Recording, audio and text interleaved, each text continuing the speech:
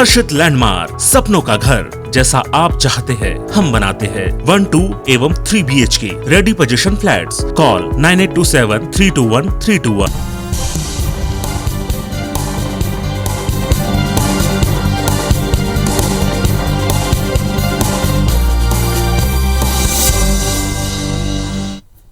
नमस्कार, आप देख रहे हैं IBC 24। मैं हूं आपके साथ विजय कुमार पंड्या। मध्य प्रदेश की बात में आप सभी का स्वागत है। मध्य प्रदेश में उपचुनाव की तारीखों का ऐलान हो गया है, अलार्म बज चुका है।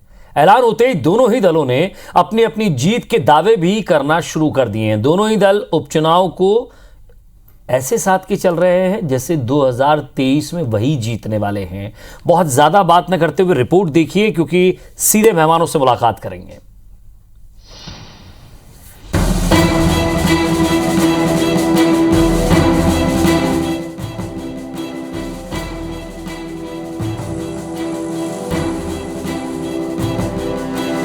दारू की लंबी लाइन लगने की तैयारी है। इसके अलावा टिकट नहीं मिलने पर बगावती तेवर भी देखने को मिल सकते हैं। चुनाव आयोग भी अपनी तैयारियों के तहत बूथ स्तर पर तैनाती और मतदाताओं को लेकर जरूरी दिशा निर्देश भी जल्द ही जारी कर सकता है। चुनाव आयोग के कार्यक्रम के अनुसार 30 अक्टूबर को उपचुनाव के लिए वोटिंग होगी और 2 नवंबर को मतगणना होगी। कोरोना काल में हो रहे इन चुनावों को लेकर कांग्रेस और बीजेपी के सामने कई चुनौतियां हैं। मध्य प्रदेश में कोरोना संक्रमण के मामले भले ही पहले की अपेक्षा कम हो गए हैं, लेकिन उपचुनाव पर कोरोना का साया देखने को मिलेगा।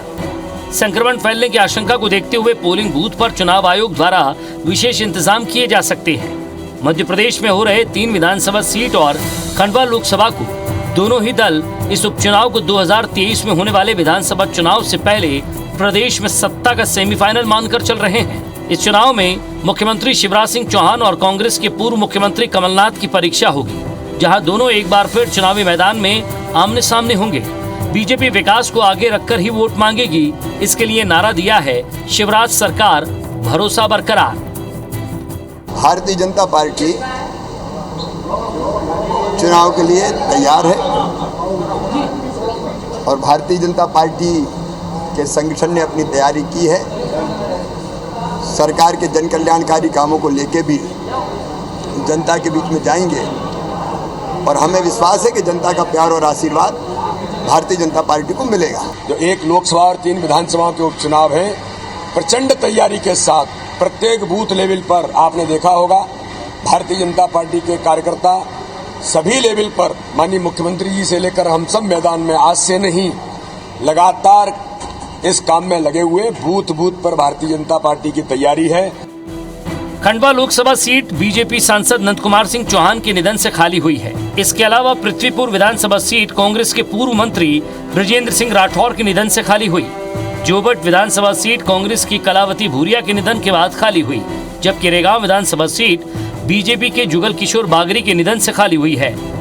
इन सीटों पर कांग्रेस शिवराज सरकार के कोरोना काल से लेकर कमलनाथ सरकार के 15 महीने के मुद्दों पर चुनाव लड़ेगी, तो बीजेपी के सामने प्रत्याशी चयन सबसे बड़ी चुनौती है। वहीं कांग्रेस को जनता से सीधे संवाद के माध्यम से दमोह उपचुनाव में हुई जीत के एक मॉडल पर भरोसा है। इसी पैटर्न को आने वाले चुनाव में भी लागू किया जाएगा। कांग्रेस की पूरी तैयारी है और चारों जगहों पे प्रभारी पहले से नियुक्त हैं। कैंडिडेट्स वहाँ पे घूम रहे हैं, प्रभारी वहाँ पे घूम रहे हैं और बहुत सी जगह कमलनाथ जी का भी दौरा पहले ही हो चुका है। कांग्रेस दमोह की तर्ज पे चुनाव जीतेगी। तैयार है चुनाव के लिए और पिछले 5 महीने से हम लोग काम कर रहे हैं। अब उम्मीदवार कौन होगा ये तो दिल्ली तय करती है। दिल्ली जो उम्मीदवार बनाएगी वो हम सबको मालूम। बीजेपी के लिए दमोह उपचुनाव में हार के घाव अब भी ताजे हैं। यही वजह है कि बीजेपी ने इन उपचुनाव में विधानसभा की 3 सीटों के लिए मंत्री, वहीं खंडवा संसदीय चुनाव क्षेत्र में 8 विधानसभा सीट पर बीजेपी ने हर सीट के लिए कैबिनेट मंत्री को नियुक्त किया है, जिसके साथ संगठन के कुछ नेताओं को लगाया गया है। मंत्री सहित 40 बड़े नेताओं को चुनाव जिताने की जिम्मेदारी दी गई है, जो सीएम शिवराज का मॉडल है। वहीं कांग्रेस नेता कमलनाथ ने शिवराज के मॉडल को टक्कर देने के लिए हर विधानसभा सीट पर 10 कांग्रेस विधायकों को नियुक्त किया है। कोरोना के बाद प्रदेश के हालात बदले हैं। कोरोना की दूसरी लहर का असर अब तक मध्य प्रदेश में है। ऐसे में चुनाव शिवराज सरकार के लिए एक बोर्ड की परीक्षा की तरह है।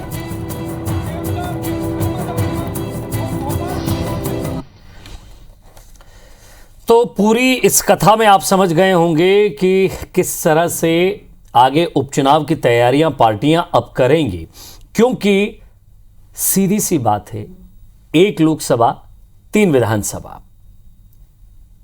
लोकसभा पर बीजेपी का कब्जा था, 1 विधानसभा को छोड़कर बाकी 2 पर कांग्रेस का कब्जा था। अब ऐसे में आपको थोड़ा पीछे ले जाता हूं, दमोह उपचुनाव में, जहां कांग्रेस ने दमोह उपचुनाव जीता और उसके बाद से ही बीजेपी के अंदर भी यह खलबली मचने लगी थी कि क्या पार्टी के अंदर असंतोष है स्थानीय तौर पर, क्या वहां के लोगों ने काम नहीं किया ठीक से, आखिर क्या कारण रहा। अब जब उपचुनाव है, ऐसे में शिवराज सरकार, कमलनाथ की सरकार जाने के बाद जब शिवराज सरकार आई है, इस उपचुनाव में किस तरह से उसको पटकनी दी जाए, क्या राजनीतिक समीकरण रहेंगे, क्या जातिगत रहेंगे, क्षेत्रीगत रहेंगे, या फिर कोई कैंडिडेट ऐसा होगा जिसके चेहरे पर चुनाव लड़ा जाएगा। एक नारा भी दे दिया है शिवराज सरकार, भरोसा बरकरार। अब देखते हैं कितना भरोसा जनता करती है काम पर, यात्राओं पर, और साथ ही साथ विपक्ष के नए वादों, दावों और आरोपों पर। सुरेश राजे साहब, कांग्रेस विधायक, हमारे साथ जुड़ रहे हैं। सुरेश जी, स्वागत है आपका। सुमेर सिंह सोलंकी साहब, बीजेपी सांसद है, वो भी हमारे साथ जुड़ रहे हैं। सबसे पहले मैं सुमेर सिंह सोलंकी साहब आपसे जानना चाहूंगा कि 1 लोकसभा सीट है, 3 विधानसभा सीट, जहां आपने कैबिनेट की पूरी टीम को भी उतार दिया, अलग अलग जगह तमाम मंत्रियों को भी भेज दिया, तैयारियों का पूरा फीडबैक भी लिया जा रहा है लगातार, इससे पहले मीटिंग भी हो रही थी। अचानक से ये जो पूरा कार्यक्रम तय हुआ है, आपकी तैयारियां तो पहले से ही चल रही थी, कांग्रेस को बिल्कुल समय नहीं दे पाए आप। जी नहीं, हमें कोई ज्यादा अंतर नहीं पड़ता। रुकिए सुरेश राजे साहब, मैं ये सवाल सुमेर सिंह जी से है, ये सब कुछ मैं आऊंगा सुरेश राजे साहब, ये सवाल सुमेर सिंह सोलंकी साहब से। जी जी विजय जी, जी आवाज आ रही? जी बिल्कुल आ रही, आप कहिए, अपनी बात रखिए। देखिए, भारतीय जनता पार्टी चुनाव के हिसाब से तैयारी नहीं करती। भारतीय जनता पार्टी कार्यकर्ताओं की पार्टी है और वो लगातार मैदान में आम जनता के बीच में काम करती है। और भारतीय जनता पार्टी का एक एक कार्यकर्ता पिछले कई दिनों से, और जब से पार्टी बनी है तब से काम करता आ रहा है। तो ये तैयारी वाला विषय तो नहीं, हमारी तैयारी तो सदैव रहती है। जब भी चुनाव आते हैं तब हम तैयार रहते हैं, इसमें कोई बात ही नहीं है। हमारी कार्यकर्ताओं की पार्टी है और हमारा संगठन कार्यकर्ताओं को लगातार समाज के बीच में सामाजिक गतिविधियों को संचालित करने के लिए, काम करने के लिए प्रेरित करते रहता है। और हमारी पार्टी का हर कार्यकर्ता आज भी मैदान में डटा हुआ है। नहीं, आपका तो डटा हुआ है, लेकिन ये सुगबुगाहट थी कि अभी फिलहाल दिवाली बाद की प्रोसेस चल रही थी, लेकिन दिवाली से पहले धमाका कर दिया है ये। देखिए, मैं फिर बोल रहा हूं कि भारतीय जनता पार्टी हर वक्त तैयार रहती है। ये कार्यकर्ताओं की पार्टी है, ये संगठन की पार्टी है, व्यक्तियों की पार्टी नहीं है। जो व्यक्ति की पार्टी होती है वो तैयारी करती है, संगठन की पार्टी तो सदैव तैयार रहती है। आपको कहां की जिम्मेदारी मिली है?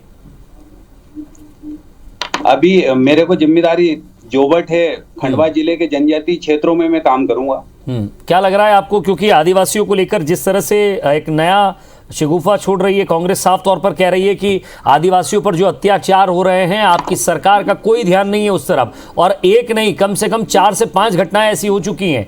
क्या फीडबैक आदिवासियों का, क्या लग रहा है आपको? देखिए, कांग्रेस ने पिछले 60 सालों में आदिवासियों के लिए क्या किया, जनजातियों के लिए क्या किया? भारतीय जनता पार्टी ने जनजातीय समाज के लिए लगातार काम आपको किया। फीडबैक क्या मिल रहा है? आप 60 साल का मुझे डेटा मत दीजिए ना सर, मैं तो आपसे पूछ रहा हूँ। आप जिस इलाके में जो जिम्मेदारी आपको दी गई है, बीडी शर्मा जी आपसे पूछ तो रहे होंगे ना, भाई साहब क्या चल रहा है? देखिए, भारतीय जनता पार्टी लोकसभा की 1 सीट और 3 विधानसभा सीटों को जीतेगी। फीडबैक हमारा ये है, हमारे कार्यकर्ताओं का फीडबैक है ये। चलिए, कार्यकर्ता ही आपका फीडबैक है, और भी मैं आपसे बातचीत करूंगा। जरा सुरेश राजे साहब के पास चलता हूं। सुरेश राजे साहब, क्या आपको लग रहा है ऐसा कि अचानक से तारीखें आ गई, या आप लोग भी पहले से तैयार थे?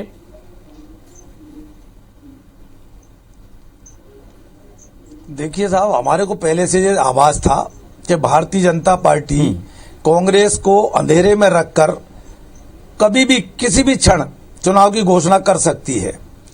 अब जैसा कि अभी भारतीय जनता पार्टी के नेता बोल रहे थे कि हम तो हमेशा तैयार रहते हैं, हमारा तो पार्टी कार्यकर्ता आधारित दल है और हम तो हमेशा 24 घंटे चुनावी मूड में रहते हैं।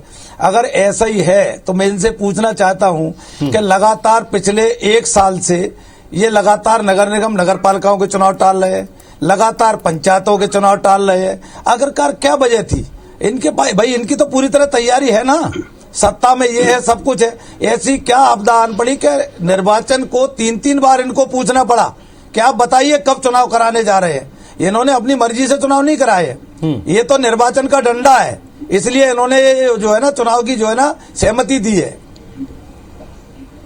निर्वाचन का डंडा इसलिए चुनाव की सहमति दी है, लेकिन आप लोग तो तैयार थे सर। आपकी पार्टी का तो पहले ही कहना था हम तो उपचुनाव के लिए तैयार हैं ना। हम तो अभी भी तैयार है, हमें कोई दिक्कत नहीं। हम तो करें 15 दिन का चुनाव देते तो कांग्रेस तैयार थी। किस प्रोसेस पर? क्या वही दमों वाला आप कार्ड खेलेंगे? किस तरह से आप चुनाव जीतने की कोशिश कर रहे हैं? क्या आपके पास एजेंडा है? क्या आपके पास हथकंडा है? दे हमारे पास सीधा जनता का एजेंडा है, जनता जनार्दन का हथकंडा है। और देखिए ये सिर्फ खाली बातें करने से कुछ होने वाला नहीं है। और जहां तक सवाल आपने कहा कि हमारा दमों का फार्मूला है, देखिए हर चुनाव का अपना अलग अलग महत्व होता है, अलग अलग परिस्थिति होती है। आज हमारे सामने जो परिस्थिति है 3 विधानसभा 1 लोकसभा, और हमारे को पूरा जनता पे भरोसा है, अपने कार्यकर्ता पे भरोसा है, अपने नेतृत्व पे भरोसा है, अपनी नीतियों पे भरोसा है कि यही बैठे भरोसा है या फील्ड पे भी काम चल रहा है? दिलाने जा रही है। मैं वही पूछ रहा हूँ ना, आपकी क्या तैयारी है, संगठन की क्या तैयारी है? देखिए अब ये तो चुनाव, ये तो क्योंकि सबसे ज्यादा देखिए संगठन की तैयारी कोई हमें भाजपा को थोड़ी बताना है कि हमारी क्या तैयारी। लगातार जनदर्शन को लेकर आरोप, आप कमलनाथ जी साफ तौर पर कह रहे हैं कि चलिए ठीक है तारीखों का ऐलान हो गया, नहीं तो आप ये नकली नारियल फूटना, नकली लोकार्पण और भूमि पूजन शिलान्यास बंद हो जाएंगे। नहीं ये क्या कमलनाथ जी अच्छा क्या गलत कह रहे हैं? अगर मैं आपसे पूछ रहे हैं, लगातार जब कोशिश चल रही थी, लगातार चुनाव की तारीखें पहले होना चाहिए थी, ठीक है, लेकिन हमें तो मालूम था, ये बताने की चीज नहीं है। हम बहुत अच्छी तरह जानते थे, कांग्रेस का एक एक कार्यकर्ता बहुत अच्छी तरह जानता था, कांग्रेस का एक एक नेता जानता था कि भारतीय जनता पार्टी कभी भी अचानक ही ये चुनाव को लाएगी, और हमें कोई भय नहीं है, और उसका सामना करेंगे और परिणाम आएगा तो इनकी समझ में आ गया कांग्रेस की क्या तैयारी थी। ये कांग्रेस की तैयारी देखिए, शिवराज जी चैनल को बताने की जरूरत नहीं समझ गए कि हमारी क्या तैयारी दिनों में खेल हो जाएगा। मैं आपसे पूछना चाहता हूं सुमेर सिंह सोलंकी साहब, आप जिस मुद्दे को लेकर जरा समझने की कोशिश कीजिएगा, और मैं ब्रेक पर जाऊं उससे पहले कोशिश कीजिएगा। मैं रोक रहा हूं सर आपको, सुरेश राजी साहब, और हेडफोन की व्यवस्था कर लेंगे तो और ज्यादा बेहतर होगा। मैं ये पूछना चाह रहा हूं सुमेर सिंह सोलंकी साहब आपसे कि जिस 3 चीज को, जिस 3 मुद्दे को, जिस 3 बड़े आधार को लेकर आप जब दिग्विजय सिंह जी के खिलाफ चुनाव लड़े थे ना, वही 3 मुद्दे अब आपके सामने भी आ रहे हैं। वो मुद्दे हैं सड़क, खराब सड़कों का, चाहे वो राजधानी की हो चाहे बाकी जगह की हो, बेरोजगारी का, साथ ही साथ बिजली संकट और किसान। ये 3 से 4 मुद्दे ऐसे हैं क्योंकि बारिश के बाद, बाढ़ के बाद ग्वालियर चंबल इलाका ऐसा था वहाँ जहाँ किसानों को ठीक से ना तो मुआवजा मिल पाया, ना वहाँ कोई उचित व्यवस्था हो पाई। बात करें एक आदिवासी सीट की, तो लगातार आदिवासियों पर जिस तरह से अत्याचार हो रहे हैं, कांग्रेस इस मुद्दे को भुनाने की कोशिश कर रही है। बिजली का संकट इस तरह के कि सरप्लस बिजली स्टेट कही जाती है, लेकिन उसके बावजूद भी कई इलाकों में ऐसा था कि टाइम से बिजली नहीं मिल रही है।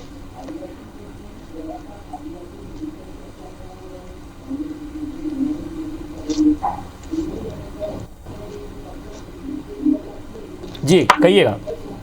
जी विजय जी, अभी माननीय विधायक जी ने बोला कि भारतीय जनता पार्टी की सरकार जो है वो निर्वाचन टालते आ रही है, तो उन्हें पहले तो ये समझ विकसित करना होगा कि निर्वाचन आयोग एक स्वतंत्र संस्था है, वो अपने हिसाब से निर्वाचन करवाता है और जो संवैधानिक प्रक्रिया उसके हिसाब से करवाता है। दूसरी बात ये है कि उन्होंने कहा कि हम चुनाव में हथकंडे अपनाएंगे, तो पिछले 15 महीनों में जब इनकी सरकार थी तो हथकंडे अपनाए थे। ये भी पता है हथकंडे अपना के लोगों को झूठ बोल के चुनाव जीते हैं। बेरोजगार बच्चों को कांग्रेस ने झूठ बोला। कांग्रेस की 2003 के पहले की जो सड़कें थी वो सड़कों के मुकाबले अगर हम आज देखेंगे तो आज जो सड़कें हैं वो बिल्कुल पूरे मध्य प्रदेश की ठीक है। बारिश आप नेशनल हाईवे की बात मत कीजिए सर, वो केंद्र का मामला है। आप नेशनल हाईवे की अगर बात करते हो कि वो सड़कें हैं, कुछ कह रहे हैं सुरेश राजे साहब, कहिए। नहीं, केंद्र की जो सरकार है, अभी जैसे सम्मानित सुमेर सिंह जी ने कहा कि हथकंडे अपनाएंगे, देखिए ये सब तो इनने अपने उससे निकाला है। मैंने कोई हथकंडे की बात नहीं की। मैंने कहा कि हर चुनाव का अलग अलग मुद्दा होता है, अलग अलग परिस्थिति होती है, हम उसको फेस करेंगे। लेकिन इस चुनाव की सुरेश राजे साहब ये परिस्थिति अलग है। ये आपके लिए एक अचीवमेंट होगा कि अगर आप अपनी सीटों को तो निकाल ही लेते हैं और जो कांग्रेस के पास नहीं थी एक लोकसभा वो निकाल लेते हैं, और यहां राह इतनी आसान नहीं होगी क्योंकि आपकी पार्टी के कुछ नेता बगावत पर उतर जाएंगे टिकट के लिए। जब चुनाव की घोषणा नहीं हुई थी, आप ये भी देखिए टिकट के लिए कौन किसके चक्कर काट रहा था। ये चुनाव आपके लिए भी साख का विषय हो जाएगा क्योंकि आने वाले चुनाव में अगर आप जीतते हैं तो आपके लिए आगे थोड़ी सी राह आसान इसलिए लगेगी क्योंकि एक कॉन्फिडेंस आपके अंदर आ जाएगा, जब आपको लगेगा जनता का विश्वास हमारे पास है। कोरोना, बेरोजगारी, मूंग खरीदी, ऐसे तमाम कई मसले हैं जिनको लेकर आप आरोप प्रत्यारोप कर रहे हैं, लेकिन क्या ये सारे मुद्दे वोट में कन्वर्ट होकर बूथ तक आ जाएंगे? क्या तैयारी? बिल्कुल, देखिए साहब, आखिर भारतीय जनता पार्टी किस मुद्दे पर वोट मांगने जाएगी, मैं आपसे पूछना चाहता हूं। महंगाई का मुद्दा देखें, क्या आप देखें ना, किसान की आय दुगनी करने का मामला देखें, डीजल के भाव क्या है, किसान की आय दुगनी कहां से होगी। किसान के कृषि क्षेत्र में आने वाली दवाइयां, फसलों पे जो दवाइयां डलती है उसके भाव क्या है, किसी को पता है? ये भारतीय जनता पार्टी इस मुद्दे पे वोट मांगने जाएगी। 24 घंटे अटल ज्योति की बिजली 24 घंटे देंगे, इस मुद्दे की बात करने वाली भारतीय जनता पार्टी की सरकार 10 घंटे 12 घंटे बिजली मुहैया नहीं करा पा रही है, इस मुद्दे पे वोट मांगेगी। आज सिलेंडर 1000 रुपए का कर दिया, क्या इस मुद्दे पे वोट मांगेगी? अगर बताएं, अभी देखो मैं एक नई घटना बता रहा हूं आपको। अभी बाढ़ पीड़ित हमारे क्षेत्र में बाढ़ आई, चाहे वो हमारे ग्वालियर चंबल संभाग में बाढ़ आई, उसमें डबरा भितरवार जो मेरी विधानसभा है, मेरी कॉन्स्टिट्यूंसी है, बगल में भितरवार लगी हुई है। जाके सम्माननीय शिवराज सिंह जी वहां गए बाढ़ पीड़ितों की मदद करने के लिए, दौरा करने के लिए। वहां घोषणा करके आए कि सब जितनों के मकान गए 1 लाख रुपए, 1,20,000 रुपए देंगे। भैंस मर गई 40,000 देंगे, मोटर खराब हो गई 30,000 रुपए देंगे। मैं कह रहा हूं, मैं आपके माध्यम से पूछना चाहता हूं, जानकारी ले लें कितने परसेंटेज लोग जितने के घर बर्बाद हो गए, इनकी फसलें चौपट हो गई। फसल बीमा की तो अभी बात ही नहीं कर रहे, अभी फसल सर्वे का कोई बात ही नहीं है। अभी तो झोंपड़पट्टी में, कल ही अपने विधानसभा क्षेत्र के गांव चांदपुर में गया था, 152 लोग जिनको मात्र किसी को 5,000, किसी को 7,000, किसी को 12,000 ये राशि दी है। मैं शिवराज जी से पूछना चाहता हूं, क्या इन्हीं मुद्दों को लेके ये चुनाव में जाने वाले हैं? और सबसे बड़ा मुद्दा देखिए, सबसे बड़ा मुद्दा ये है कि ये कह रहे हैं जन दर्शन। आखिर भैया किस बात का जन दर्शन करा रहे हो? जनता ने 2018 में आपको क्या जनमत दिया, फिर आपने कैसे जनमत लिया, ये जनता जानती है। और आपको विश्वास दिला रहा हूं, इस बात का जवाब लेता हूं सुमेर सिंह सोलंकी साहब। क्या जन दर्शन और साथ ही साथ लगातार मंत्रियों का दौरा, मंत्रियों का वहां रुकना, बाकी मंत्रियों को जिम्मेदारी देना, विधायकों तक को बूथ पर लगा देना, आपको लग रहा है कि कोरोना, बेरोजगारी, महंगाई, किसानों की समस्याएं, मूंग खरीदी और साथ ही साथ फसलों का नुकसान, ये तमाम इतने बड़े मुद्दे हैं कि आपको लग रहा है कि राह आसान है ये इन तीनों विधानसभा के उपचुनाव पर और एक लोकसभा सीट पर?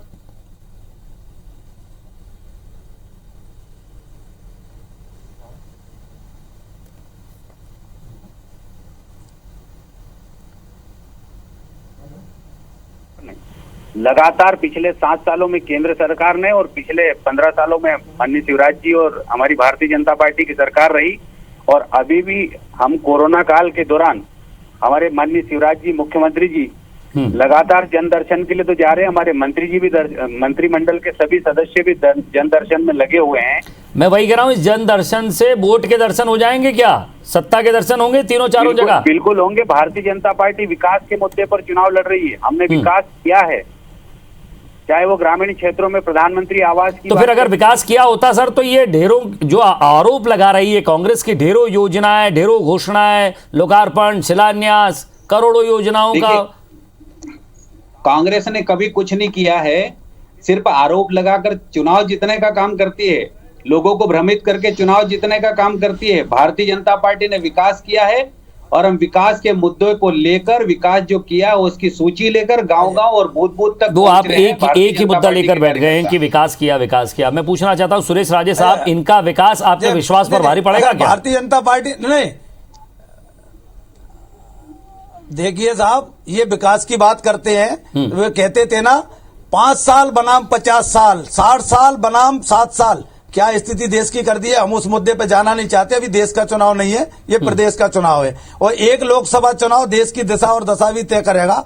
आने वाले समय में इनकी समझ में आएगी, चाहे 40 नहीं पूरा का पूरा मंत्रिमंडल वहां डाल दें, कुछ होने वाला नहीं है। चलिए सर, आप बना चुकी है। सवाल ये है कि आपके कॉन्फिडेंस में, आपके आत्मविश्वास में जरूर वृद्धि होगी अगर आप चुनाव जीतते हैं तो, और जिन मुद्दों को लेकर आप लड़ रहे हैं। लेकिन अगर बीजेपी हारती है, फिलहाल यहां से कोई ऐसी स्थिति नहीं दिख रही है, लेकिन फिर भी अगर इन चुनाव में असफल रहती है तो बीजेपी के लिए आने वाले विधानसभा चुनाव में एक बड़ी चुनौती हो जाएगी कांग्रेस और ये तमाम तरह के मुद्दे, क्योंकि कोरोना के बाद से ही जिस तरह से अलग अलग फीडबैक आता है, जनता में असंतोष की बातें आ रही थी, किसानों की अपनी मांगे हैं, साथ ही साथ जहां फसलों का नुकसान हुआ है वहां अपने मुद्दे हैं, मालवा निमाड़ के अपने मुद्दे हैं, आदिवासियों के अपने मुद्दे हैं, कई जातिगत समीकरण भी हैं, तो कहीं ना कहीं साथ बेरोजगारी और महंगाई, ये 2 बड़े मुद्दे भी हैं। इन तमाम मुद्दों को साथ में रखकर अगर चुनाव को बहुत तरीके से और बहुत ही करीने से बीजेपी समेटती है तो शायद सफलता के आसार नजर आते हैं। लेकिन फिलहाल यहां पल पल की अपडेट आपको देते रहेंगे, चुनाव से जुड़ी हुई हर खबर आपको दिखाते रहेंगे।